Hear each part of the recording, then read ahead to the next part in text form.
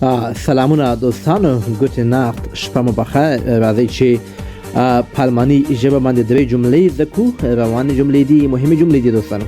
اوله جمله ما سره ده: کله چې موږ چاته وایو چې له ما څخه پوښتنه مه کوه ته چیرته یې، له ما څخه پوښتنه مه کوه ته چیرته یې، دا جمله په الماني ژبه باندې داسې وایو: frag mich nicht wo du bist. وایي ما څخه پوښتنه مه کوه ته چیرته یې.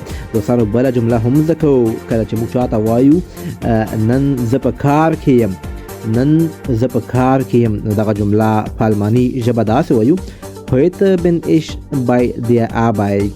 heute bin ich bei der Arbeit.